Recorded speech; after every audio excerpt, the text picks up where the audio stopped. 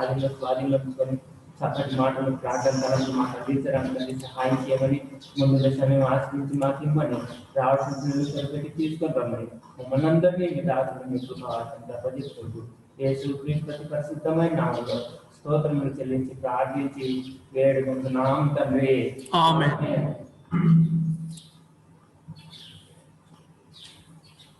యేసుక్రీస్తు ప్రభువునందు ప్రియ సహోదరి సహోదరులారా, దేవుని ప్రజలారా, మన జీవితంలో మరొక సూచనము దేవుడు దయచేసి ఈ ఉదయకాలం వేళ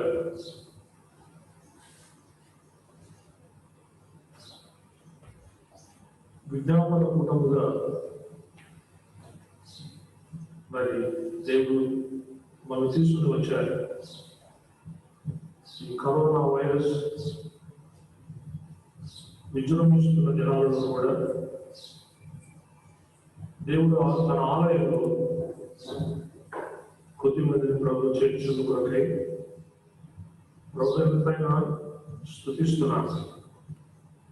చేరి వచ్చిన మీ అందరికీ కూడా మా ప్రేమపూర్వకమైన వందనాలు తెలియజేస్తున్నాను. అయ్యలారా, అమ్మలారా, ప్రియ స్నేహితులారా, దేవుని బిడ్డలారా,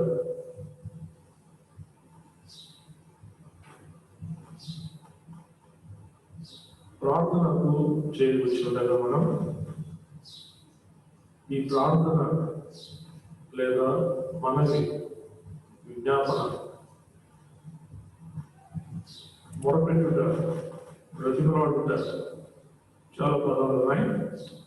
మరి అలాగూ దేవుని సన్నిధికి వచ్చి ప్రార్థన చేయటం గొప్ప ఆధిక్యత. దేవుడు 6 దినములు సృష్టి యావత్తును సృష్టించి 5 దినములు సృష్టి యావత్తును సృష్టించి 6వ దినమున దేవుడు మానవుని తన స్వరూపంలో తన కోరిక చొప్పున దేవుడు చేశాడు. 5 దినములు సమస్తమును సృష్టించి మానవుని కొరకు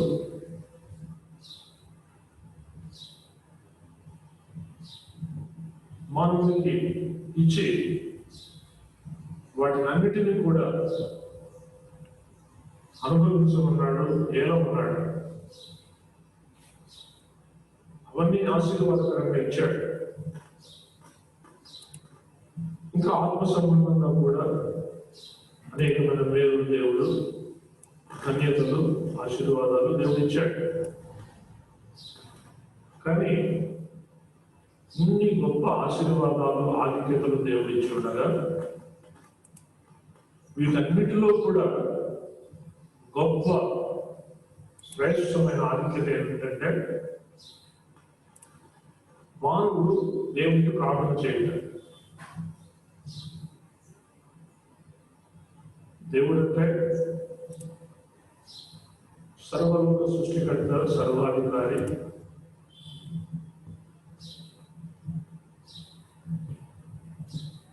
ఆయన వంటి వాడు ఆకాశంలో మరొకడు లేడు. మహోన్నతుడు, మహాపరిషుద్ధుడు,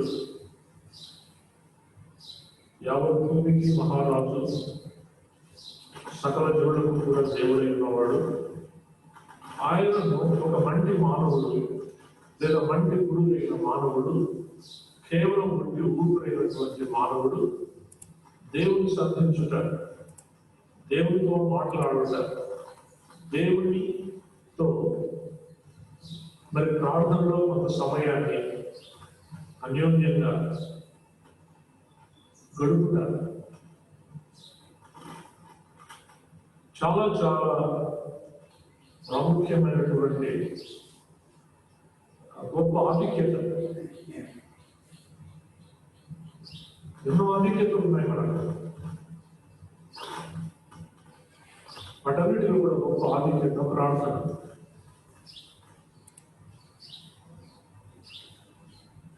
ఎవరైనా, ఎప్పుడైనా, ఎక్కడైనా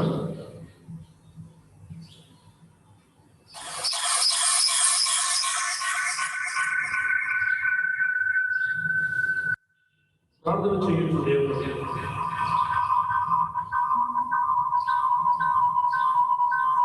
కొన్నిసార్లు ప్రభుత్వ అధికారులు కలవాలంటే ఆయా మంత్రులను కలవాలంటే ఆయా గవర్నర్లను కలెక్టర్లను కలవాలంటే ఒక నిర్ణీత సమయం ఉన్నాయి. ఆ సమయంలోనే ఆ వేళలోనే వారిచ్చినటువంటి సమయంలోనే మనం వారిని కలవాలి. మిగతా ఎప్పుడు పోయినా మనకు వాళ్ళ దగ్గరికి ప్రవేశం దొరకదు.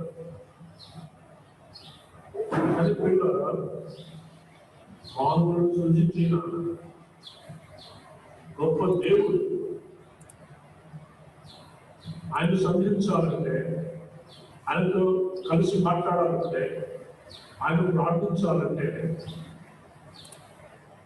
ఆయన సమయం చెప్పలేదు, స్థలం చెప్పలేదు. ఎవరు ప్రార్థన చేయాలి అని చెప్పలేదు ఆయన. నా ఇంటికి వచ్చి వారిని నేను ఎంత మాత్రమో బయటికి త్రోసివేయాలన్నాడు. దేవుడు మానవులను ప్రసాదించాడు.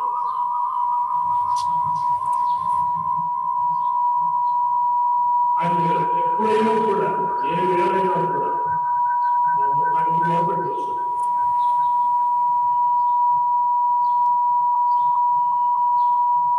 అలాగే ప్రార్థన అనేది చెప్పినట్టుగా ప్రపంచంలో ఉన్న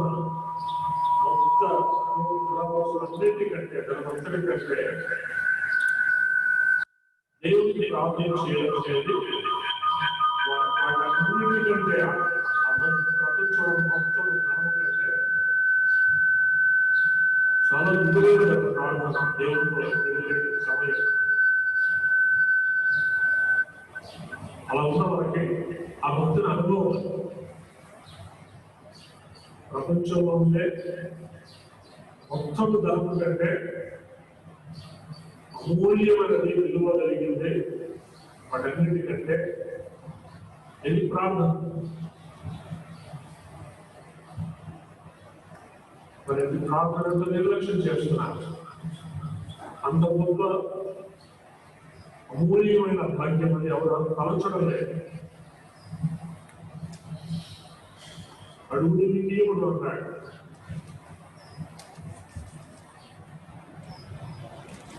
మీరు అడుగుత లేదు దొరుకుతుంది, పొందుతలేదు అన్నాడు. అడుగు ప్రతివాడికి ఇస్తా అన్నాడు. అడుగు వాటి కంటే ఊహించు వాటి కంటే అత్యధికముగా శక్తి గల దేవుడు నేను అన్నాడు. అడుగుట మనవంతో దయచేయడం దేవుడు వంతు. అలాగే అడుగుతున్నామా పిల్లలు, ప్రార్థన చేస్తున్నామా?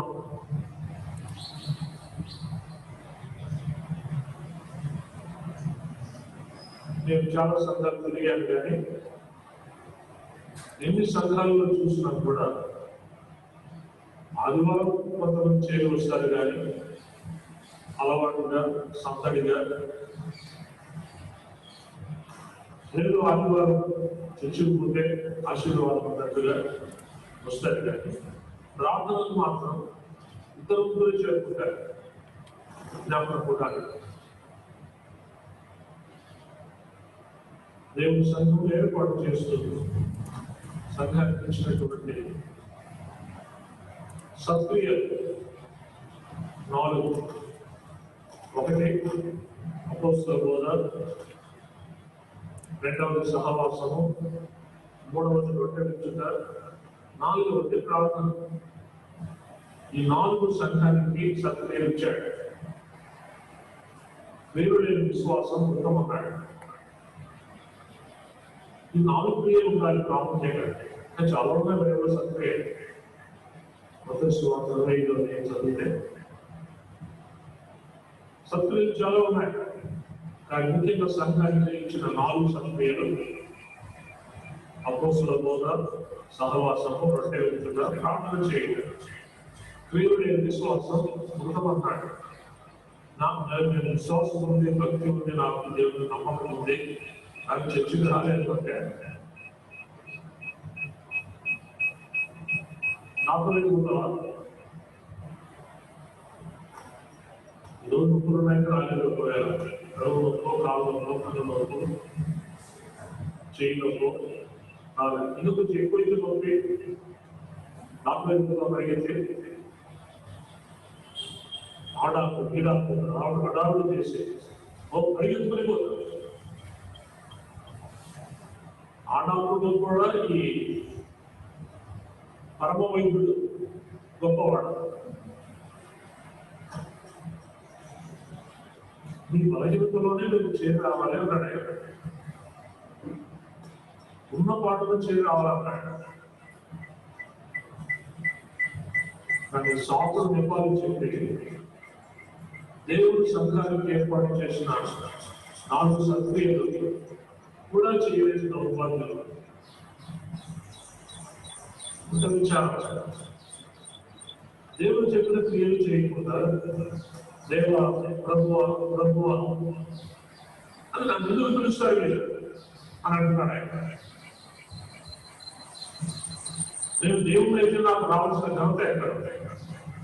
నేను తండ్రి అయితే నాకు రావాల్సిన ఘనత ఎక్కడ? నేను యజమానుడు అయితే నాకు రావాల్సిన ఘనత ఎక్కడ?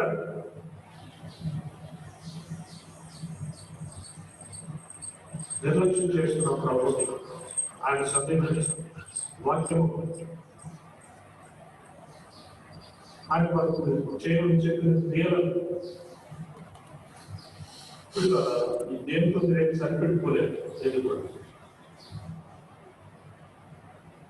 కొడుకు రావాలి, పెళ్లి కూతురు రావాలి, స్తన్యం ఇచ్చే స్తన్యంలో ఉంటే పాలు ఇచ్చే పిల్లలను కూడా సంఘటనలు ఎత్తుకొని రావాలి, చిన్నలు రావాలి, పెద్దలు రావాలి, స్త్రీలు రావాలి, పురుషులు రావాలి, సమాజ కుటుంబంలో చేరుకోవాలన్నాడే. 4 కుటుంబాలు తప్పనిసరిగా రావాలి. సంఘం 3 చేస్తాను, 1 చేయను, ఒక ఆదివారం చేస్తాను, మిగతా 3 చేయాలంటే ఇది నిలబడుతుందంటే ఈ టేబుల్ నేను కూర్చొని కూర్చి ఒక ఆదివారమే వస్తాను, ఇంకా 3 చేయాలంటే ఒక కాలు మిగతా 3 కాళ్ళు లేకపోతే కూర్చి టేబుల్ మంచం టేబుల్ నిలబడుతుందా? మళ్ళా 4 ఉంటేనే నిలబడుతున్నారు. 3 మంది నిలబడుతూ 2 మంది నిలబడుతూ 1 మంది నిలబడదు. మనుషులకు మనుషులు ఒకే సాకులు చెప్పొచ్చేమో కానీ, చర్చి పాస్టర్ గారికి కూడా సాకులు చెప్పొచ్చేమో కానీ దేవునికి సాకులు చెప్పలేదు.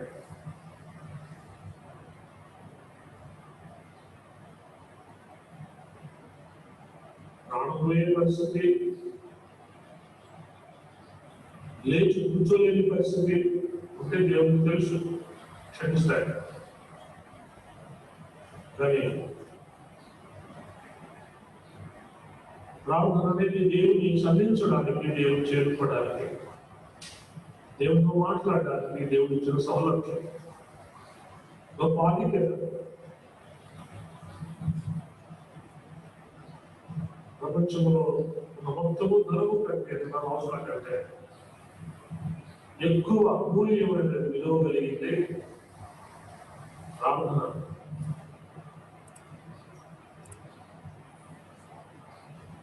మానవులకు అర్థం కావలేదు. దేవునితో ప్రార్థించే సౌలభ్యము, ఇది జీవము గల సత్య దేవునితో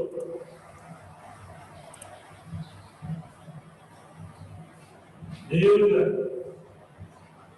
బుద్ధిగా మాట్లాడే భాగ్యం ఒక యేసు ప్రభువే యెహోవా దేవుడు ఇచ్చాడు. ఎవరికి ఆ భాగ్యం లేదు. లోకంలో ఉన్న దేవతలు దగ్గరికి వెళ్ళాలన్నా కూడా మమ్మల్ని హృదయం ద్వారా వెళ్ళాలి. మనకు నేరుగా ప్రవేశం ఇచ్చాడు ప్రభుతో కూడా, దేవుడితో కూడా. ప్రభువా దేవాన్ని పలుకుతాడు. దాని ముందుగా చెప్పినట్టు కొందరిని మాత్రం ఎందుకు నన్ను నేను చెప్పిన మాటల ప్రకారము వినక చేయక ఊరికే ప్రభువా ప్రభువా నన్ను పిలుచుడే ఎందుకు అని కొందరితో అంటున్నాడు. కొందరితో ఆయన అప్ప తండ్రి ప్రభువ దేవ పిలిస్తే చాలు పలికేవాడుతో ఉన్నాడు. కొన్ని వచ్చిన చూద్దాం. పిల్లల లూకాసు వార్త 18వ అధ్యాయం 13-14 చూడండి. లూకాసు వార్త 18వ అధ్యాయం 13-14. అయితే సుంకరి దూరముగా నిలుచుండి ఆకాశం వైపు కనుగొన్న పేరును ధైర్యించాలక రొమ్ము పడుకొచ్చు, దేవా పాపినైన నన్ను కరుణించుమని పలికాడు. అతని కంటే ఇతడు నీతిమంతుడుగా తీర్చబడి తన ఇంటికి వెళ్ళాలని మీతో చెప్పుచున్నాను. ప్రార్థన చేద్దాం. దయగల తండ్రి, ప్రేమ వాక్యం చదువుకున్నాను. మీరే మా బోధకుడు, పరలోకపు మహిమల సువాసన నుంచి మాటల నుంచి వడ్డించి మాట్లాడినాను. దీపించుమని వాక్యాన్ని మా కొరకు ఆశీర్వదించున్నాయి. యేసు ప్రభు పరిశుద్ధ నామములో దేవుని స్తుతించి ప్రార్థిస్తున్నాము తండ్రి. ఆమేన్. గమనించండి, ఇక్కడ 9వ వచనంలో లేదా 10వ వచనంలో 18-10లో ప్రార్థన చేయటకై ఇద్దరు మనుషులు దేవాలయంలో వెళ్ళి, వారిలో ఒకడు పరిశీలుడు, ఒకడు సుంకరి. ఇద్దరు వెళ్ళారు, ఇద్దరు ప్రార్థన చేశారు. 13వ వచనంలో అయితే ఇద్దరు వెళ్ళి ప్రార్థన చేసినా, అయితే సుంకరి దూరముగా నిలుచుండి ఆకాశం వైపు కనులెప్పుట కేవలం ధైర్యం చాలక రొమ్ము కొట్టుకొనుచు, దేవా పాపినైన నన్ను కరుణించుమని పలికాడు.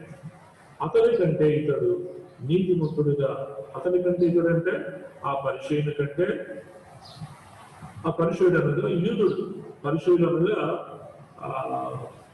మతనిష్ట కలిగిన వారు. వెళ్ళి యూదుల్లోనే ఒక తెగ పరిశీలన అంటే, వీరు మతములో నిష్ఠాగరిష్ఠులు, వెళ్ళి మతనిష్ట కలిగిన వాళ్ళు ఎక్కువ. అలాంటి వారు పరిశీలనకు చెందినవాడు. అతని కంటే ఇతడు అంటే ఆ నిష్ఠ కలిగిన నిష్ఠాగరిష్ఠుడైనటువంటి పరిశీలన కంటే ఇతడు అనగా సుంకరి నీతిమంతుడిగా తీర్చబడి తన ఇంటికి వెళ్ళనని మీతో చెప్పుతున్నాను. తను తాను హెచ్చించుకున్నవాడు తగ్గింపబడునని, తను తాను తగ్గించుకున్నవాడు హెచ్చింపబడునని చెప్పాడు. విన్నారా పిల్లలారా? ఇక్కడ ఇద్దరు దేవాలయానికి వచ్చారు ప్రార్థనకి. ఒకడు పరిచయుడు, ఒకడు సుంకరి. ఒకరి ప్రార్థన దేవుడు విన్నాడు, ఒకరి ప్రార్థన వినలేదు. అలాగే ప్రభు అంటున్నాడు లూకాసు వార్త 6:46లో, నేను చెప్పిన మాటల ప్రకారం మీరు చేయక ఊరికే ప్రభు నన్ను పిలుచుట ఎందుకు అన్నాడు. మత్తయి 7:27లో ప్రభు నన్ను ప్రతి వాడు పరలోక రాజ్యంలో ప్రవేశింపడు అన్నాడు.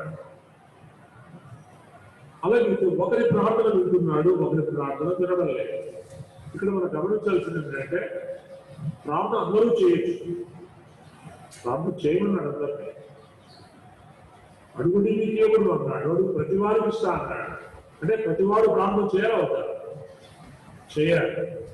కానీ ఎవరి ప్రార్థన దేవుడు అంగీకరిస్తాడు, ఎవరి ప్రార్థన దేవుడు అంగీకరించాడు అంటే,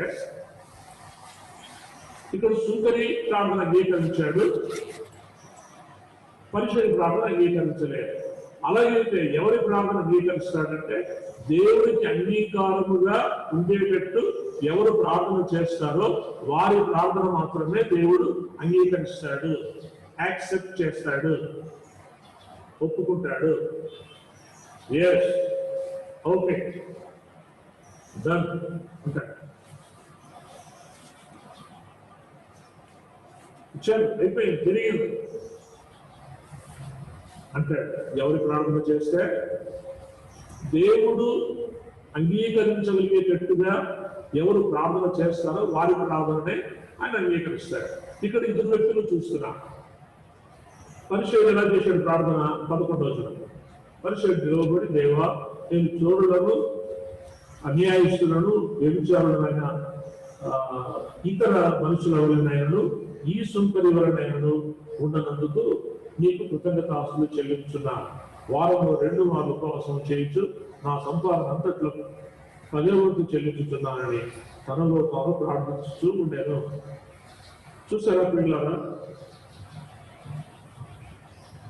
ప్రార్థన ఇలా చేశాడు అని హెచ్చించుకుంటూ వాడిలో ధర్మకార్యం చేస్తున్నాడని, ఉపవాసం ఉన్నాడని, లేకపోతే దొంగలు కాదు, అన్యాయస్తుని కాదు, లేచాడు కాదు, ఇతర మనుషుల వల్ల నేను లేను, గొప్పలు చెప్పుకుంటూ ప్రార్థన చేస్తున్నాడు. అది దేవుడికి అంగీకారం కాలేదు. దేవుడికి అంగీకారం అయ్యింది చెప్తున్నాడు 24వ వచనంలో, అతని కంటే ఇతడు నీతిమంతుడుగా తీర్చబడి తన ఇంటికి వెళ్ళాడు. ఎవరితడు? సుంకర్. ఏం చేశాడు? దూరముగా నిలుచుండి ఆకాశం వైపు కన్ను ఎత్తుటకైన ధైర్యం చాలక రొమ్ము కొట్టుకొనుచు, దేవా, రొమ్ము కొట్టుకొనుచు అంటే కన్నీళ్లు విడుస్తూ అని అర్థం. రొమ్ము కొట్టుకొనుచు అంటే కన్నీళ్లు విడుస్తూ, దేవా, పాపులైన నన్ను కరుణించుమని పలికాడు. పాపాలు కన్నీటితో ఊరుకున్నాడు అని పలికినప్పుడు దేవుడు ప్రార్థన అంగీకరించినట్టుగా చూస్తున్నాడు. అలాగే చెప్పినగా ఇక్కడ పాపములు ఒప్పుకొనుచు అనే మాట మనం చూస్తున్నాం. పాపులైన నన్ను కరుణించుమని మరి పలికాడు. అలాగైతే ఇక్కడ మనం సత్యం గమనించాలి. ఎంత ఘోర పాపాత్ములైనా కూడా, ఎంత ఘోర పాపాత్ములైనా కూడా రొమ్ము కొట్టుకొనుచు అంటే కన్నీళ్లు విడుస్తూ చేసిన పాపానికి పశ్చాత్తాపపడి పాపాలు ఒప్పుకుంటూ కన్నీళ్లు విడుస్తూ ప్రార్థన చేస్తే, లేదా తాము చేసిన పాపాలన్నీ ఒప్పుకొని తాము కార్చిన కన్నీళ్లను కొట్టుకుని పోయేటట్టుగా పాపాలన్నీ ప్రార్థన చేస్తే ఎంత దుర్మార్గుని ప్రార్థన అయినా దేవుడు వింటాడు. అది అంగీకారమైన ప్రార్థన. పెదవుతో చెప్తాడు చూడండి, ప్రభువా ప్రభువా నా పాపాలు క్షమించు, ప్రభువా ప్రభువా. పెదవులతో చేస్తారే,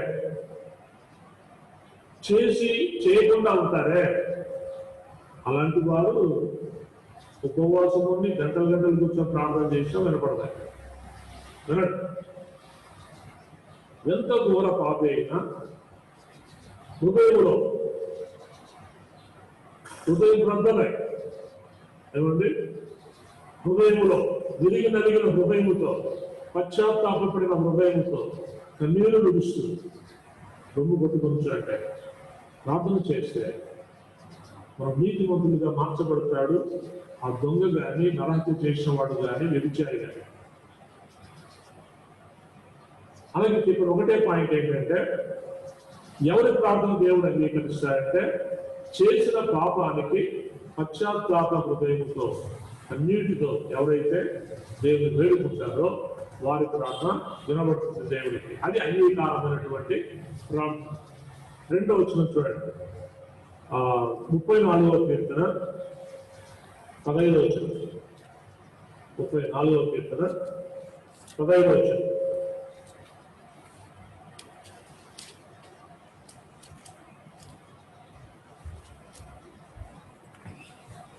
ఆ పరిచయుడు సుంకరి ప్రార్థనలో, సుంకరికి పాపాలు ఒప్పుకుంటూ కన్నీటితో రొమ్ము కొట్టుకుంటూ ప్రార్థన చేస్తుంది. కానీ పరిచయుడి ప్రార్థనలో నన్ను క్షమించు ప్రభువా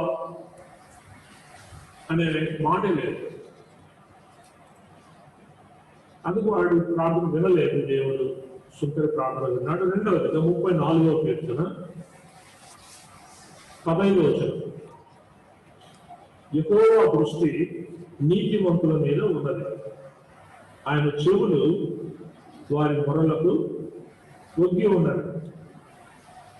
17వ వచనం. నీతిమంతులు మొర్రపెట్టగా యెహోవా ఆలకించును, వారి శ్రమలన్నిటిలో నుండి వారిని విడిపించును. అలాగే ఇక్కడ ఎవరి ప్రార్థన అంగీకారంగా ఉంది? ప్రార్థన అందరూ చేస్తారు. అక్కడ 2 చేశారు, ఒకరి ప్రార్థన అంగీకరింపబడేది. ఏమంటే ఆది కాలంలో హెబెలు, కయీను 2 చేశారు అర్పణలు. ఒకరి అర్థంలో దేవుడు గైకున్నాడు, ఒకరి అర్థంలో దేవుడు గైకొనలేడు. ఎందుకు అలాగే పక్షపాతమే కాదు, ఆయనకు ఆమోదమైన అంగీకారమైన ప్రార్థన మానవుడు చేయాలి. మరి ఎవరి ప్రార్థన అంగీకారంగా ఉంది ఇక్కడ 34వ కీర్తనలో అని అంటే 15వ వచనం, యెహోవా దృష్టి నీతిమంతుల మీద ఉన్నది, ఆయన చెవులు వారి మొరలకు ఒగ్గి ఉన్నది. నీతిమంతుల చేసే ప్రార్థన ఆయన అంగీకరిస్తాడు. చెవులు ఇంకా ఒగ్గి ఉంటాడట. 17వ వచనంలో వారు మొర పెట్టగా యెహోవా ఆలకించు, వారి శ్రమలన్నిటిలో నుండి వారిని విడిపించు. అలాగే చెప్పేవారు గమనించండి, ఆయన దృష్టి నీతిమంతుల మీద ఉన్నది, వారి మొరలకు చెవి ఒగ్గి ఉన్నాడు. యెహోవా వారి ప్రార్థన ఆలకించును, వారి శ్రమలన్నిటిలో ఉండి వారిని విడిపించును. 4 సంగతులు ఉన్నాయి ఇక్కడ. ఒకటి, ఆయన దృష్టి నీతిమంతుల మీద ఉన్నది. రెండవది ఏమంటే ఆయన చెవులు వారికి పొందుతూ ఉన్నాడు. మూడవది, చెవులు గుణమే కాదు, ఆయన ఆలోచించేవాడుగా ఉన్నాడు. మూడవది. నాలుగవది, ఆయన విడిపించేవాడుగా ఉన్నాడు వారి శ్రమల నుంచి. అలాగే ఎవరిని? నీతిమంతులని మనం చూస్తున్నాం. ఎవరు నీతిమంతులు? ఇంతకుముందు పాఠం చదివాడు పరిచయుడు సుంకరి. అతని కంటే ఇతడు నీతిమంతునిగా చేయబడి తన ఇంటికి వెళ్ళాను. అతని కంటే ఇతడు నీతిమంతుడుగా చేయబడి తన ఇంటికి వెళ్ళాను. వాడు సుంకరి. సుంకరి అంటే యూదులందరి చేత తృణీకరింపబడిన వాడు. సుంకము వసూలు చేసే పనిలో ఉన్నాడు వాడు. ఆనాడు రోమా ప్రభుత్వం ఉండే. 10 రూపాయలు సుంకం వసూలు చేయమంటే 100 రూపాయలు సుంకం వసూలు చేసి 90 రూపాయలు జేబులు వేసుకొని 10 రూపాయలే గవర్నమెంట్ కట్టేవాడు.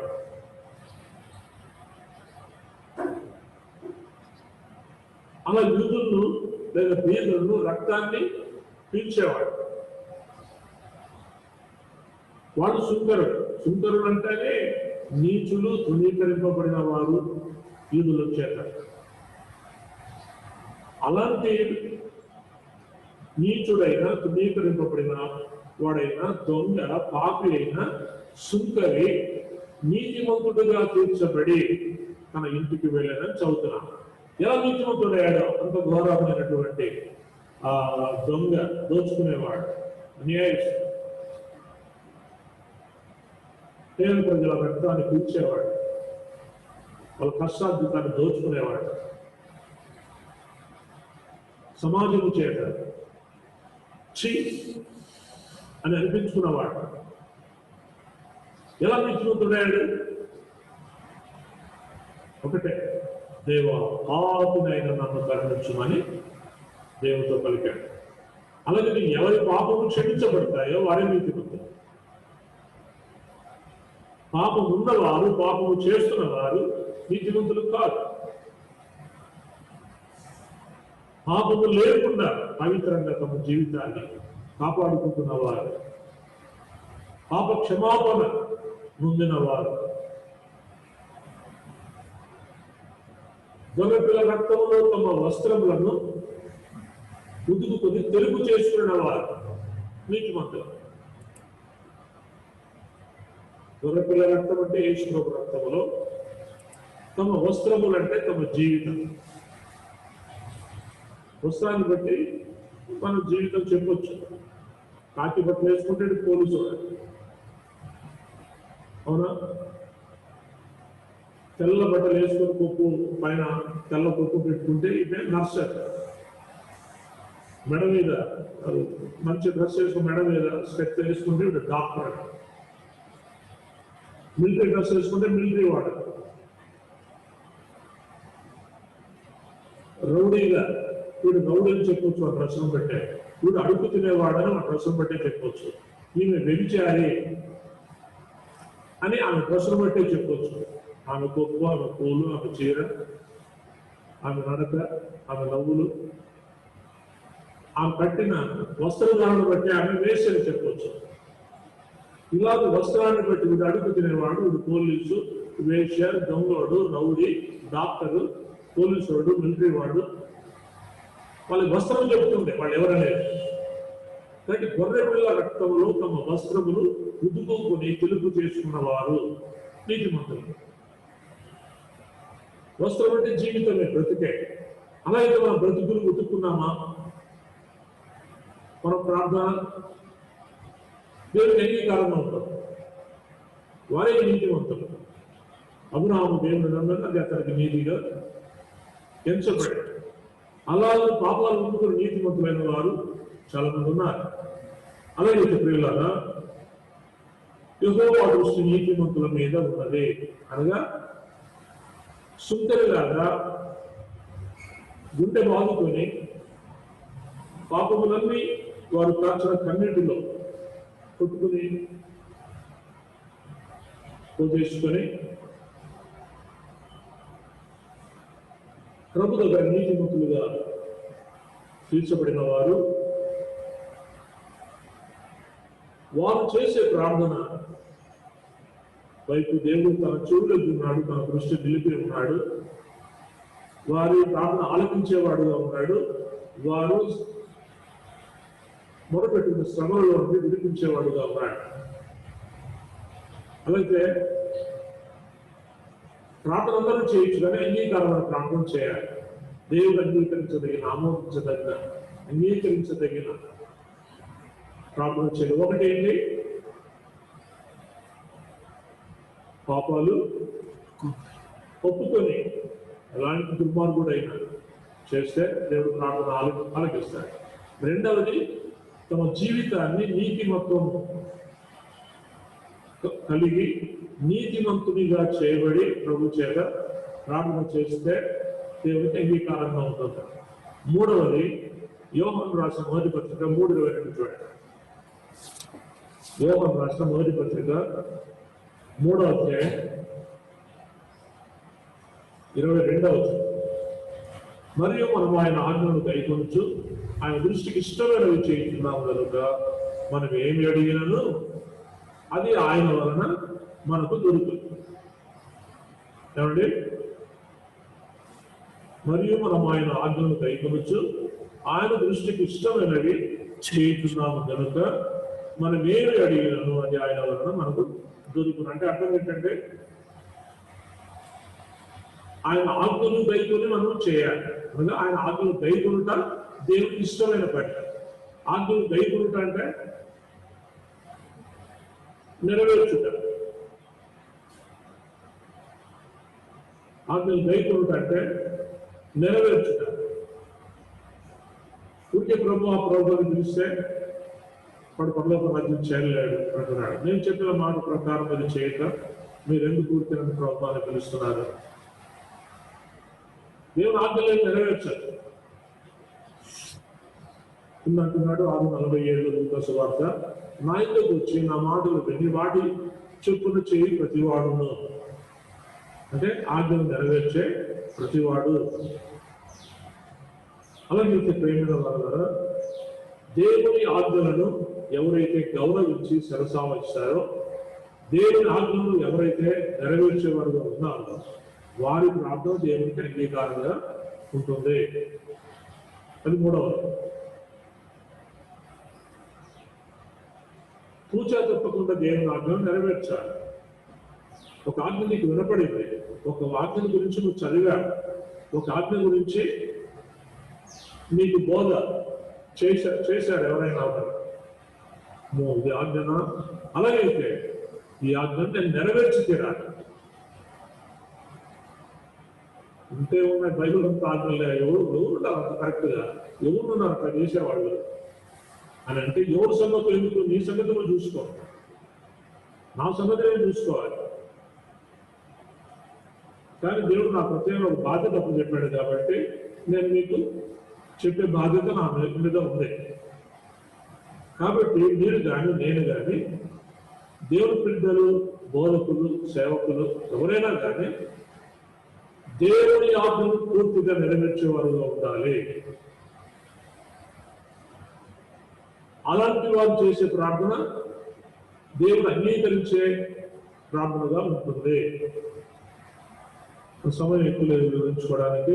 145వ కీర్తన 19వ వచనం. 145వ కీర్తన 19వ వచనం.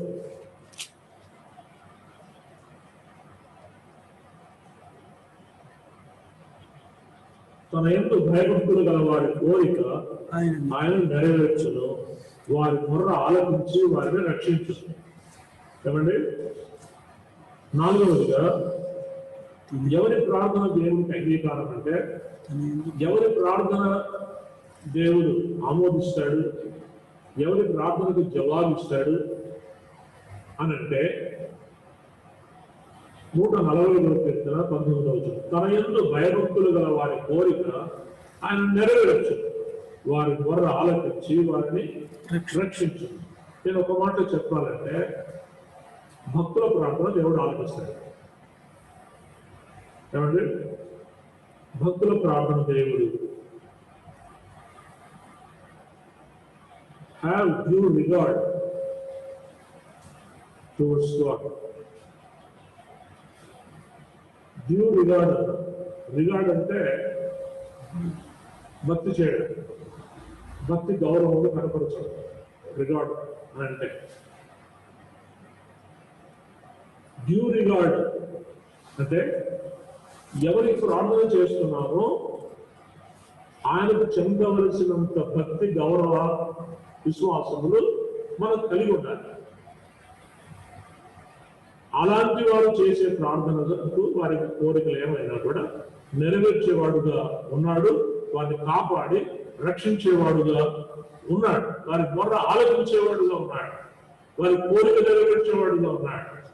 కానీ దేవునికి చెందవలసిన భక్తి, దేవునికి చెందవలసిన గౌరవం, దేవునికి చెందవలసిన మర్యాద, దేవునికి చెందవలసినటువంటి విశ్వాసం, దేవునికి చెందవలసినటువంటి ప్రేమ, దేవుని పట్ల మనం కలిగి ఉండవలసినటువంటి ప్రేమ మనము కలిగి లేకపోతే నువ్వు నేను ఎంత ప్రార్థన చేసినా మన ప్రార్థన వినపడదు.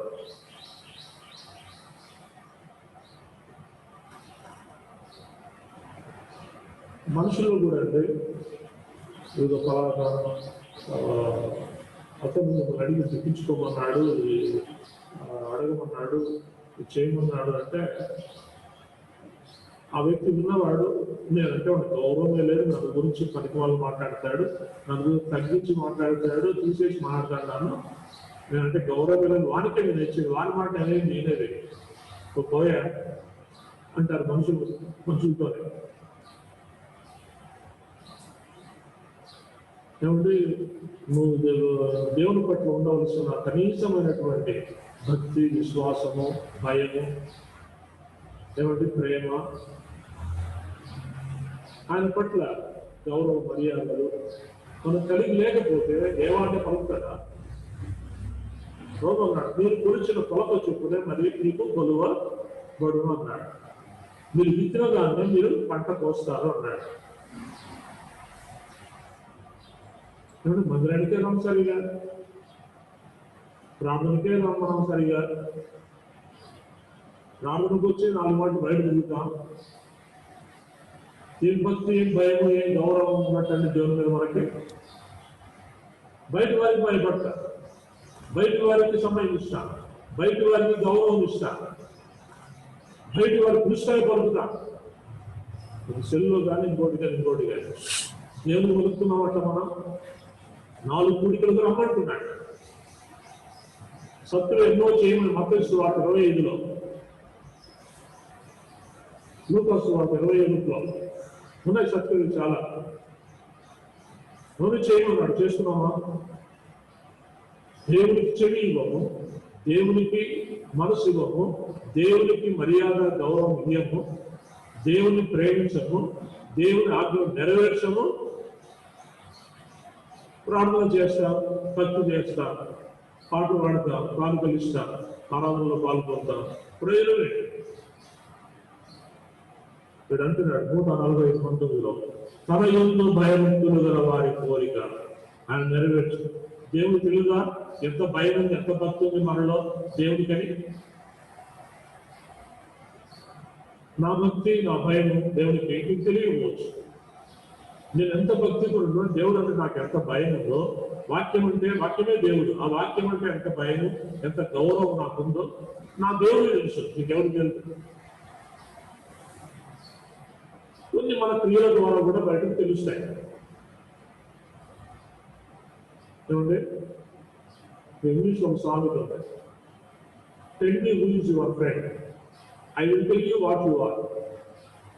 ఇంగ్లీష్ ఒక సామెత ఏంటంటే tell me who is your friend, I will tell you what you are. అంటే అర్థమంటే నీ స్నేహితుడి పేరు, నీ ముఖ్య స్నేహితుడి పేరు నాకు చెప్పు, అప్పుడు చెప్తావు నువ్వు ఎలాంటి వాడు.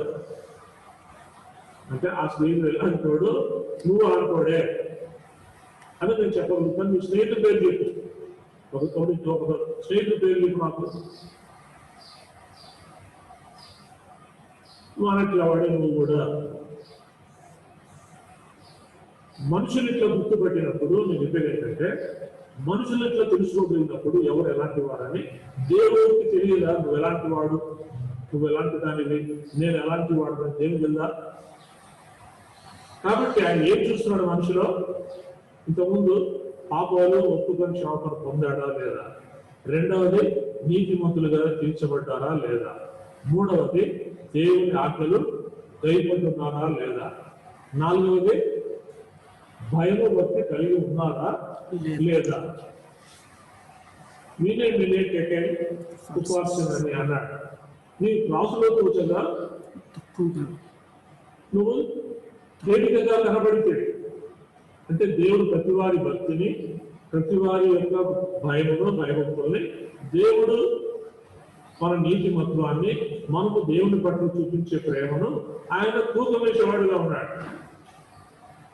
నేనే ఉపవాసం ఇదిగో త్రాసులో కూర్చాను, త్రాసులో కూర్చోగా నువ్వు తక్కువగా కనబడితే కనుక నీ రాజ్యం నీ యొద్ద నుండి తీసివేయబడింది, అది మరి ఇతరులకు ఇవ్వబడింది అన్నాడు. తక్షణమే ఆ సింహాసనం నుంచి వెళ్ళిపోయాడు రాజు.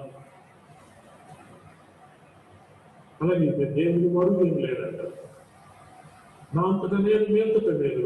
దేవుడు అంటే భక్తి పరులమైన విశ్వాసులు పరిశుద్ధులను చెప్పుకోకలే. నువ్వు ఎంత పరిశుద్ధురాలవో, ఎంత పరిశుద్ధుడవో, ఎంత నీతిమంతుడవో, ఎంత నీతిమంతురాలవో, ఎంత భయభక్తులు వాడవో, ఎంత భయభక్తులు ఉన్నారో మనందరి సంగతి దేవుని బాగా తెలుసు. తన యందు భయభక్తులు గల వారి కోరిక ఆయన నెరవేర్చును. 103:17 చూడండి. 103:17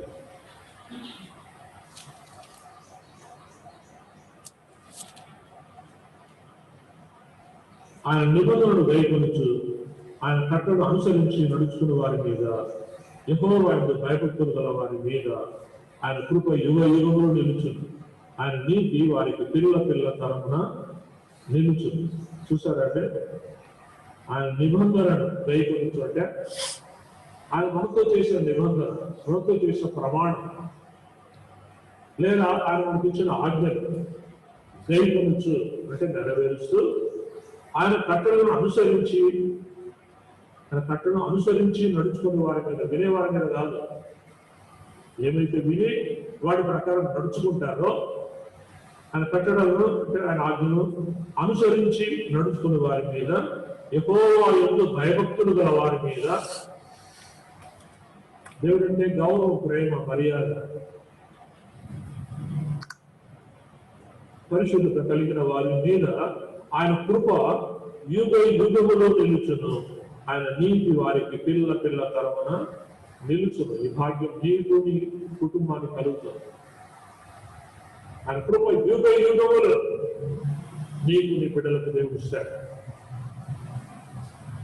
వారి నీతి పిల్ల తరమున ఆత్మ చదివితే 1000 తరముల వరకు. దోషం అయితే 4 తరాల వరకు వస్తుంది, కానీ అందులో దోషము పిల్లల మీదకి వస్తుంది. కానీ వారి నీతి అయితే, భక్తి అయితే విశ్వాసం అయితే వారి మంచితనం అయితే 1000 తరముల వరకు, ఇంకా ఉంటే 1000 తరాలు, 1000 తరాలు మీ బిడ్డలకు నిన్ను బట్టి నన్ను బట్టి క్షేమం కలుగుతుంది. కానీ అయితే మనం ఎట్లా ఉండాలి? ఆయన నిబంధనలు వేయకొనొచ్చు, ఆయన కట్టలను అనుసరించి నడుచుకుంటూ ఆయన ఎందుకు భయభక్తులు కలిగి ఉన్నట్లయితే ఆయన కృప యుగ యుగములు నిలుచును, ఆయన నీతి వారికి పిల్ల పిల్ల తరమున నిలుచును. ఇది ఇలాంటి వారు చేసే ప్రార్థన ఆమోదయోగ్యమైనటువంటి ప్రార్థన. లేదా అంగీకరింపబడే ప్రార్థన దేవుని చేత. అందరూ ప్రార్థన చేస్తారు, కానీ అంగీకారమైనటువంటి ప్రార్థన చేసేవాళ్ళు వీళ్ళే. ఇప్పుడు ఎన్ని చెప్పాను? 4 చెప్పాను, అవునా? ఇంకోటి చూడండి, యోహాను సువార్త 15:7. యోహాను సువార్త 15వ అధ్యాయం 7వ వచనం. నా యందు మీరును మీ యందు నా మాటలను నిలిచి ఉండినట్లా మీకు ఏది ఇష్టమో అడుగుడి, అది మీకు అనుగ్రహింపబడు. నేను చదివిన మాటలన్నీ ప్రార్థనకు సంబంధించిన మాటలే. 5వదిగా చదువుతున్నాను. నా యందు మీరును, ఆ మాట నా యందు మీరును. మనం ఎక్కడ ఉండాలంట? ప్రభువులో ఉండాలంట.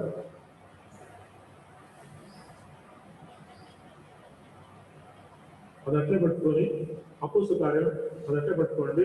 అపోస్తల కార్యం 18 చూడండి.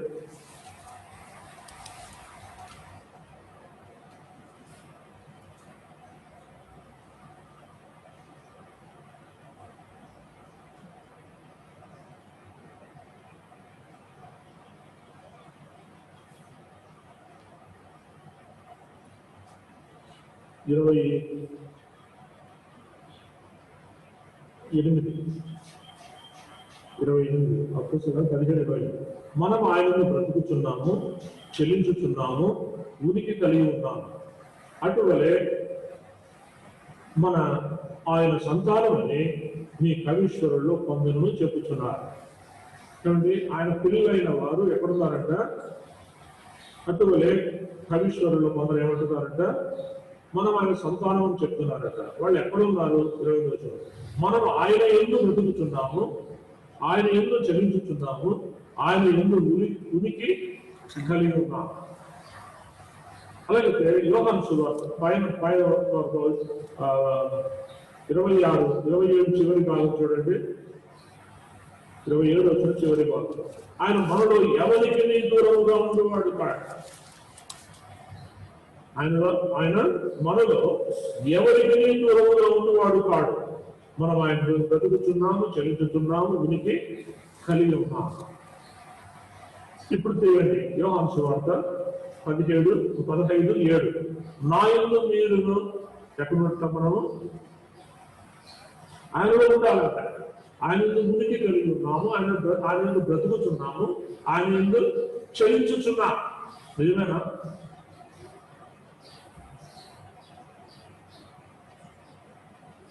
తల్లి గర్భంలో బిడ్డ ఉన్నట్టుగా, తల్లి గర్భంలో ఉన్న బిడ్డ ఉన్నట్టుగా మాట్లాడతాడంట బిడ్డ లోపల. అనుబంధం చెప్తున్నారు. దావీదు అంటున్నాడు, నా తల్లి గర్భంలో ఉండగానే నీ ఎందుకు నాకు నమ్మకం పుట్టించితివి అంటున్నాడు దావీదు. నా తల్లి గర్భంలో ఉండగా నీ ఎందుకు నాకు విశ్వాసం పుట్టించితివి అంటున్నాడు.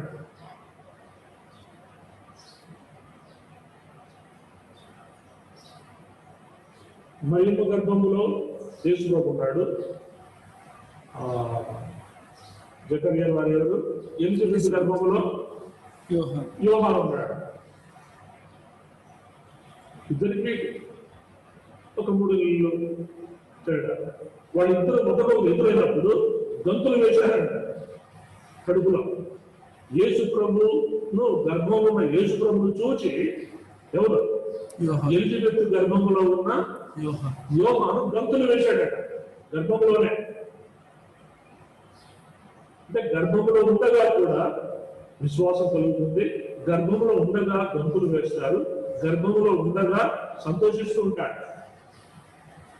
అలాగే మనము కూడా యోహాను ఎలిజబెత్ గర్భంలో ఉన్నట్టుగా, ప్రభు మరియమ్మ గర్భంలో ఉన్నట్టుగా, ఏమండి ఒక కోడి పిల్ల ఏమండి దాని మీద పెంకుగా పగలకముందే లోపల జీవంతో ఉంటుంది. అట్లా యోనా గర్భంలో యోనా తిమింగలం గర్భంలో యోనా ఉన్నట్టు మనము కూడా ప్రభువులో ఉండాలి అని ఇక్కడ మీరు నా యందును ప్రభులో ఉండాలి. ఒక మాట చెప్తా, ప్రభులో ఉంటే ఎట్లా ఉండేది అని. ఇప్పుడు ప్రభు ఏమై ఉన్నాడు? వాక్యమై ఉన్నాడు. ఈ వాక్యమంతా ప్రకారం ఇష్ట ప్రభులో ఉన్నట్టేగా. మీరు నా యందును అంటే నాకు వేరుగా మీరేం చేయొద్దు. ఏమంటే నాకు వేరుగా ఉండి మీరు ఏమీ చేయలేరు. ఇక్కడే ఉందా? 5వ వచనం ఆఖరి భాగం, 5వ వచనం 15, 5వ వచనం ఆఖరి భాగం. నాకు వేరుగా ఉండి మీరు ఏమీ చేయలేరు అంటే నా మాట తృణీకరించి, నా ఆజ్ఞను తృణీకరించి, నా మాటను అవిధేయతతో చూపించి మీరు ఏమీ సాధించుకోలేరు, మీ వల్ల ఏమీ కాదు. నాకు వేరుగా ఉండి మీరు ఏమీ చేయలేరు. కానీ మీరు నా యందు ఉంటే, అంటే నా కట్టడలు, నా విధులు, నా నిబంధనలు, నా ప్రమాణాలు, ఏమంటే నా ఆజ్ఞలు, నా మాటలు ప్రకారం మీరు నడుచుకుంటే నా యందు ఉన్న వారే, నా యందు చరించిన వారే, నా యందు బ్రతుకుతున్న వారే, నా యందు ఉనికి కలిగిన వారే. నా యందు మీరు, మీ యందు నా మాటలు నిలిచి ఉండేది కదా. ఆయన మాటలు మన యందు నిలిచి ఉండాలట. అంటే ఈ వాక్యం మనలో నిలిచి ఉండాలి. మా బావు గారు ఆ వరప్రసాద్ రెడ్డి అని మాట్లాడుతూ మీతో మాట్లాడుకుంటున్నాం కూర్చొని వాళ్ళ ఇంట్లో. ఒక భక్తుడి గురించి చెప్పి ఆయన ఏమన్నాడంటే, సత్యబాబు ఆ భక్తుడికి బైబిల్లో వచనాలు ప్రసంగం చేసేటప్పుడు బైబిల్లో వచనాలన్నీ ఆయనకు ఎదురుగా కనబడతాయి. బైబిల్లో మూసే ఉంటుంది, బైబిల్ కనబడు. వచనాలన్నీ మళ్ళీ అనర్గళంగా చెప్తూ ఉంటాడంట. విశేషం ఏంటంటే ఆ యొక్క వచనాలన్నీ, ఆ మాటలన్నీ కళ్ళకి, ఇప్పుడు నేను చూసి ఎక్కడ చదువుతున్నానో యోహాను సువార్త 15:7, ఆయన చూడకుండానే ఆ పుస్తకం పేరు, ఆ అధ్యాయం పేరు, ఆ యొక్క వచనం పేరు చెప్పి చూసి చదువుతున్నట్టు అంటారు. వాక్యంలో కనబడదు ఆయన కళ్ళకి. గొప్ప విషయం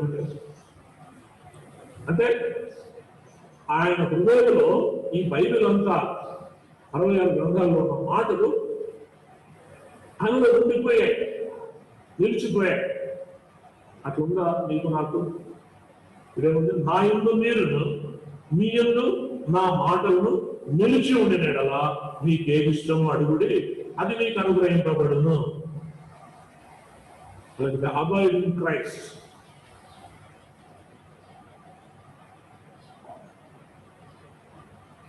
ప్రభువులో నిలిచి ఉంటారు.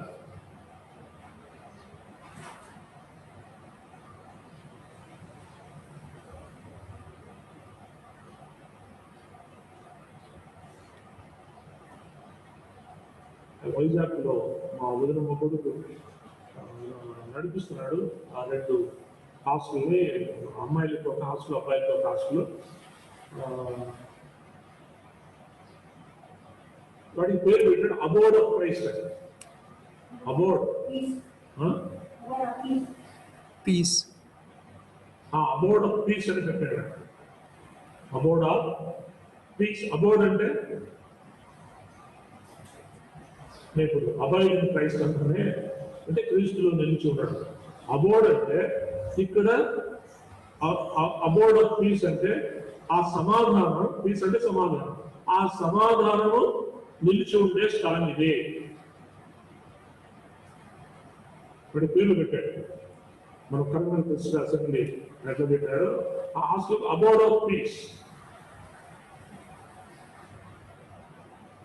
దేవుడి సమాధానం నిలిచి ఉన్న స్థలం ఇదే. అంటే ప్రభు చెప్పాడు కదా, చిన్నపిల్లలను ఆటంకపరచబడి వారిని నా యుద్ధకు రానీయుడి, ఇలాంటి వారి పరలోక రాజ్యం ఉన్నాడే. ఆ మాట అనుకుని ఆ పేరు పెట్టాడని నేను అనుకుంటున్నాను. అలాగే ఇంకా పేరు అబోర్డ్ ఆఫ్ పీస్, అబోర్డ్ ఆఫ్ క్రైస్ట్ అంటున్నాను. ఆ క్రీస్తు మనలో ఉండాలి, మనం ఆయనలో ఉండాలి. ఆయన మనలో ఎట్లా ఉంటాడు? వాక్యం ద్వారా. అలాంటి వారు ఏమి ప్రార్థన చేసినా కూడా మీకు ఏది ఇష్టమో అడుగుంటే మీకు అనుగ్రహింపబడు. 6వ చూడండి, యాకోబు పత్రిక 1:5. యాకోబు పత్రిక 1వ అధ్యాయం 5వ వచనం. మీలో ఎవరికైనా జ్ఞానం పొదువుగా ఉన్నాడులా అతను దేవుని అడుగవలేదు, అప్పుడు అది అతనికి అనుగ్రహింపబడును. ఆయన ఎవరిని గతింపక అందరికీ ధారాళముగా దయచేయవాడు. చూడండి, మీలో ఎవరికైనా జ్ఞానము పొదువుగా ఉన్నాడులా అతడు దేవుని అడుగవలేదు. అలాగే ప్రియులారా, 6వదిగా ఆయన అంగీకారమైన ప్రార్థన ఏంటంటే, మనం ఏం చెప్పాలి? దేవున్నారా, తెలుగు లేని వాడను ప్రభు, తెలుగు లేని దానను, జ్ఞానం లేని వాడను, జ్ఞానం లేని దానను అని చెప్పారు. ఉదాహరణకి మన బాలుడైనటువంటి సొలొమోను చేశాడు అట్లా, ప్రభు విస్తారమైన మీ జనమును పరిపాలించడానికి నా జ్ఞానము సరిపోదు, నేను ఇంకా బాలుడను ప్రభు, కాబట్టి ఈ విస్తారమైన ప్రజలను పరిపాలించడానికి జ్ఞానము దయచేయంటే, దేవుడు జ్ఞానంతో పాటు ఐశ్వర్యాన్ని కూడా ఇచ్చాడు. ఆయన జ్ఞానం ఎంత జ్ఞానము, ఆయనకు ముందు రాజుల్లో అంత జ్ఞానం కలిగిన వారు లేరు. అంటే ఆయన తండ్రి దావీదు మహారాజు, దావీదుకు అంత జ్ఞానం లేదు, ఆయన ముందు రాజులకు అంత జ్ఞానం లేదు. ఆ సొలొమోను రాజు తర్వాత ఇప్పుడు రాక ఈ తరంలో ఈ చివరి ఈ గడియ వరకు ఉన్న రాజులు, అధికారులు, లేవికులు ఏమండి, ఎవరికి అంత జ్ఞానము లేదు. ఆయన ముందున్న వారికి లేదు, ఆయన తర్వాత ఉన్న వారికి అంత జ్ఞానం ఇచ్చాడు. ఏమని ప్రార్థన చేస్తే ఈ మాట చెప్తాను, ఆయన అంగీకారమైన ప్రార్థన చేసినందుకు. ఎట్లా అంగీకారం? నా జ్ఞానం లేదు ప్రభు, తెలివి లేదు, జ్ఞానం దయచేది అంటే దాంట్లో తనతో తగ్గించుకోవటం ఉంది, వాస్తవం చెప్పినట్టుగా ఉంది, ప్రార్థన చేసినట్టుగా ఉంది, వేడుకున్నట్టుగా ఉంది. వాడు దేవుని అడగలను, అప్పుడు అది ఆ జ్ఞానం అతనికి అనుగ్రహింపబడును. ఆయన ఎవరిని గద్దింపక అందరికీ ధారాళముగా దయచేవాడు. ఆ అందరికీ అన్న మాట చూడండి, ధారాళముగా అన్న మాట చూడండి. అందరంటే పలానా వారికి లేదు ఉందా? అందరూ అంటే ఇప్పుడు ఎవరంటే జ్ఞానము నాకు లేదు అని చెప్పి అందరికీ ఆడవాళ్ళు అన్ని విడిచిపెట్టకూడదు అన్నమాట. తెలివి లేదు ప్రభు, నాకు జ్ఞానం లేదు అదే, జ్ఞానము తెలివి సరిపోను, నాకు లేదు, నేను బుద్ధిహీనుడు రాదు, నాకు బుద్ధి దయచే, జ్ఞానం తెలివి అని ప్రార్థన చేసే ప్రతి వారికి, అలాంటి వారిని ఎవరిని కూడా గద్దింపకుండా ఆయన ధారాళముగా దయచేయాలి. ఇలాంటి ప్రార్థన అంగీకారమైనటువంటి ప్రార్థన. నేను 6 విషయాలు చెప్పాను.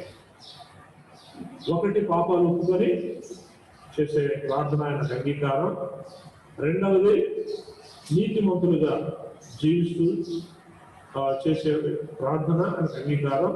3వది, ఆయన ఆజ్ఞను నెరవేరుస్తూ, ఆజ్ఞను అనుసరించి నెరవేరుస్తూ చేసే ప్రార్థన ఆయన అంగీకారం.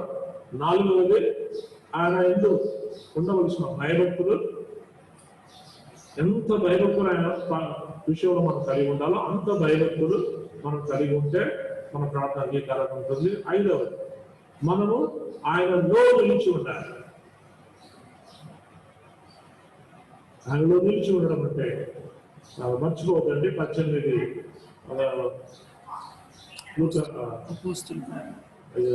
అపోస్తల కార్యం 18:57 చదివారు. ఆయన ఉనికి కలిగి ఉన్నాం, ఆయన చలించుతున్నాం, ఆయన బ్రతుకుతున్నాం. ఏమంటే మన బ్రతికే ఆయన ఆధారం. ఏమండి నాకు వేరుగా ఉండి మీరు ఏమీ చేయలేరు అంటే మనమందరం కూడా ఆయన ముందు నిలిచి ఉంది. ఆయన అదుపు ఆజ్ఞల్లో మనం ఉండి ఇంకా నేను బైబిల్ స్టడీ చేస్తున్నాం కదా, ఆయన ముందు నిలిచి ఉండడం అంటే ఆయన సంఘంలో ఉండడం, ఆయన రాజ్యంలో ఉండడం.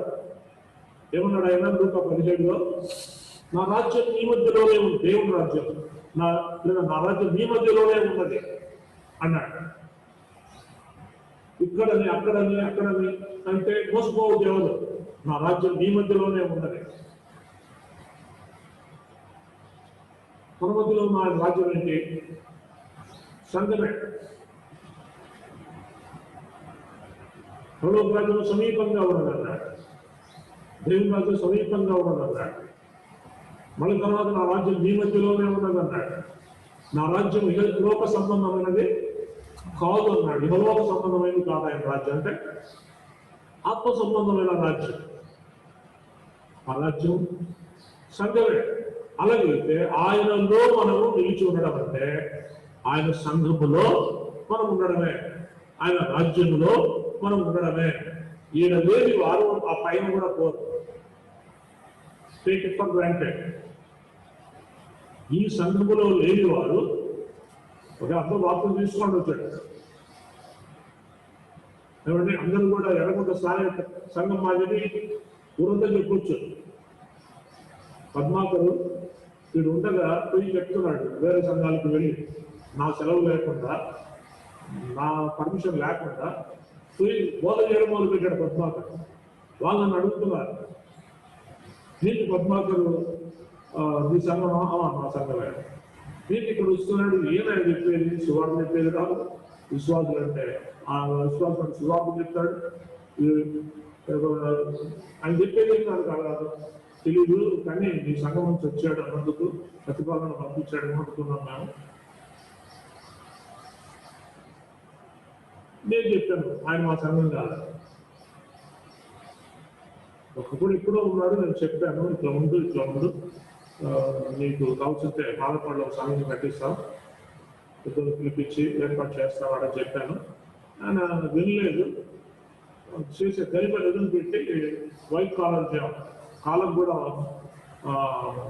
మార్చుకోదు. ఆ గుణపము గడాలు పక్కన పెట్టేసేసి వైరు సంచి తగ్గించుకొని తిరుగుతున్నాడు సంఘాలు. నాకు ఒక డజన్ మారినట్టు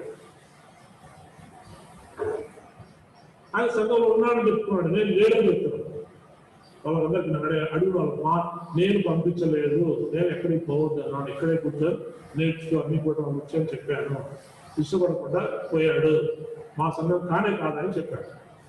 అట్లా చాలా మంది ఎరగుంట సంఘం చెప్పుకోవచ్చు, దాని సంఘంలో లేదు.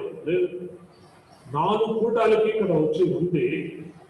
ఇక్కడ చెప్పే వాక్యం అనే ఉదకముతో స్నానం చేసుకొని పరిశుద్ధంగా పవిత్రంగా తమ జీవితాలు కాపాడుకొని పరిశుద్ధుల సంఘముగా విశ్వాసుల సంఘముగా ఎవరైతే ఉంటారో వారే క్రీస్తు యేసును నిలుచున్నవారు. మిగతా వరకు నెలకోసారి సంవత్సరానికి ఒకసారి వస్తే 3 నెలలకోసారి వస్తా ఉండొచ్చు, కానీ అందుకే నీళ్ళ మీద తేలాడి చెత్త అంతే. చెత్త అక్కడ తేలాడుతుందండి నీళ్ళు మీద. అదే రాయి అయితే, బంగారు అయితే, ఇనుము అయితే, రాగి అయితే ముందు లోపల నిలవదు. తేలిదేవి చెత్త. మన శుద్ధ సువర్ణం కంటే అమూల్యమైన విశ్వాసం, బంగారు కంటే అమూల్యమైన మన విశ్వాసం. ఆ విశ్వాసం కలిగి ఉంటే ఎక్కడికి వెళ్తాం మనం?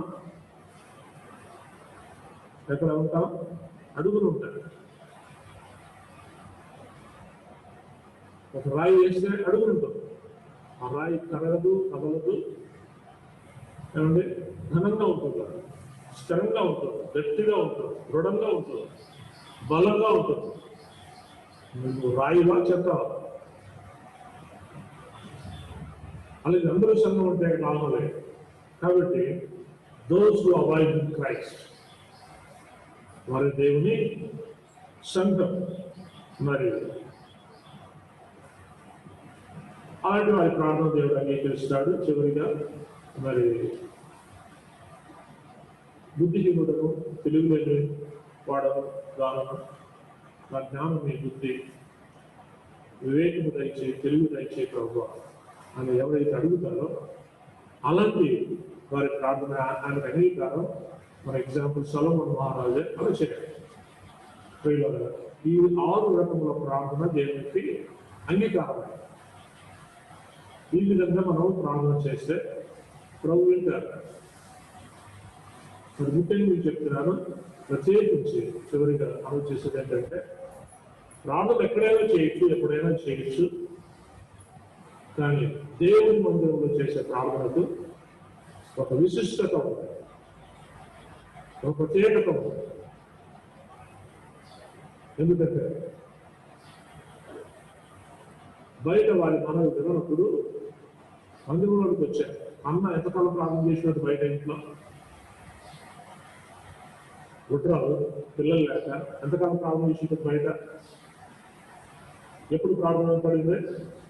షిలోహు మందిరంలోకి వచ్చి ప్రార్థన చేస్తే అప్పుడు సమూయేలు దేవుడు ఇచ్చాడు. తర్వాత పిల్లలు కూడా ఇచ్చాడు.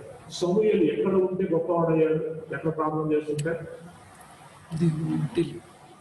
మందిరంలో పాలు ఉడిచినప్పుడు ఉంటే అక్కడే ఉండి ప్రార్థన చేస్తూ ఉంటే ప్రసిద్ధి చెందిన ప్రవక్త అయ్యాడు, ఇస్రాయేలు యాజకుడు అయ్యాడు, చిట్ట చివరి న్యాయాధిపతి అయ్యాడు. న్యాయాధిపతి అంటే రాజు. ఆనాడు మరి రాజు లేరు, న్యాయాధిపతి లేదు.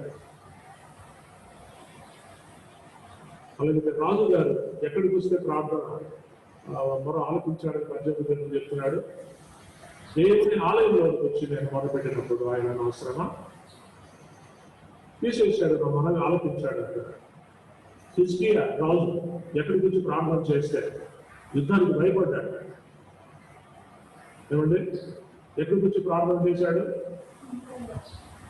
మందిరంలోకి వచ్చి ఆ శత్రు రాజు రాసిన ఉత్తరం విప్పి పరచి దేవుని సన్నిధిలో ప్రార్థన చేసినప్పుడు హిజ్కియా ప్రార్థన దేవుడు విన్నాడు.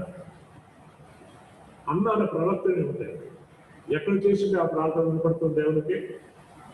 అన్నాని ప్రవక్త 84 సంవత్సరాలు దేవాలయ విడువకు ఉండి ప్రార్థన చేస్తే వినపడి ఆశాకు ప్రార్థన చేశాడు. నెమ్మది లేదు, ఇంట్లో ఉన్నంతసేపు. బయట ఎక్కడో చేశాడు, నెమ్మది లేదు, సమాధానం లేదు. ఆయన నెమ్మది సమాధానం ఎక్కడికి వచ్చి ప్రార్థన చేస్తే దొరికింది? దేవుని మందిరంలోకి వచ్చి ఆశ ప్రార్థన చేస్తే అప్పుడు నా మనసులో నెమ్మది కలిగింది అని చెప్తాడు కీర్తనలో, ఆశాప్త కీర్తన. కాబట్టి దేవుని మందిరంలో చేసే ప్రార్థనకు ఒక విశిష్టత ఉంది, ఒక ప్రత్యేక ప్రాముఖ్యత ఉంది. ఈ స్థలమే ప్రాముఖ్యమైంది. ఏమంటారు దేవుడు? నా మందిరము సమస్త జనులకు ప్రార్థనా మందిరము అనబడును అన్నాడు. కాబట్టి సమస్త శరీరులు నా సన్నిధికి వచ్చేదారు అన్నాడు. ఎందుకు రావాలి సమస్త శరీరులు? మానవులందరూ ఆయన ప్రార్థన చేయడానికి రావాలి. దేవుడి తరం ఈ వర్తమానం మనందరికీ వరకు ఈ యొక్క జూమ్ లైన్లో మరి ఫేస్బుక్ యాప్లో కానీ మరి యూట్యూబ్లో కానీ వింటున్న వారు ఎవరు వారందరికీ కూడా ప్రభునామములో వాళ్ళ ప్రేమ తెలియజేస్తున్నాం. మరి ఆదివారం మళ్ళీ మన 10 గంటలకు 9:30 కలుస్తున్నాం, ప్రార్థన చేసుకుందాం. నేను ప్రార్థన చేసిన తర్వాత ఇద్దరు విడిపోయి 10 నిమిషాలు ప్రార్థన చేయాలి. దయగల తండ్రి, ప్రేమ మా ప్రభు మీకు కృతజ్ఞతాస్తుతి స్తోత్రాలు చెల్లిస్తున్నా. ఆయన ప్రార్థన అందరం చేస్తున్నాను కానీ ఆమోదయోగ్యమైన ప్రభు మీరు అంగీకరించే ప్రార్థన ఒక 6 విషయాలు మా ముందు మీరు వివరించారు. స్థుతిస్తున్నాను, పూజిస్తున్నాను. మా ప్రార్థన 6 విధాలుగా మీకు అంగీకారం ఉందో లేదో మేము మా ప్రార్థనను కూడా పరిశోధించుకుని చూచుకొని అలా లేకపోతే సరి చేసుకొని అలా మీకు ఇష్టమైన మీరు అంగీకరించి జవాబు దయచేసే ప్రార్థన మేము చేసే భాగ్యం మాకు అందరికీ దయచేయండి. సమస్త విధంగా ఘనత, మహిమ, ప్రభావం, కృతజ్ఞతాస్తుతులు మీకే చెల్లిస్తూ ఈ మనవులు నెరవేర్చబడి ఇద్దరు విడిపోయి ఆ విషయాలను సగ్రంగా ప్రార్థన చేసుకునేందుగా పరిశుద్ధాత్మ దేవుని సహాయం నడిపింపును అనుగ్రహించి ప్రార్థనలో తోడుగా ఉండడం మా రక్షకుడు, మా ప్రభు, మా దేవుడు, మా ఇలవేలుడు, మీ ప్రియ కుమారుడు మా కొరకు నిత్యము విజ్ఞాపన చేస్తూ కనుకుడి భాషణ కూర్చొని అతి త్వరలో మా కొరకు రెండవసారి రానయ్యున్న యేసుక్రీస్తు ప్రభు వారి దివ్యమైన నామంలో దేవులమై స్తుతులు చెల్లించి ప్రతిమలాడి వేడుకుంటున్నాము తండ్రి. ఆమేన్. ప్రభువు అన్నాడు, ఇద్దరిద్దరు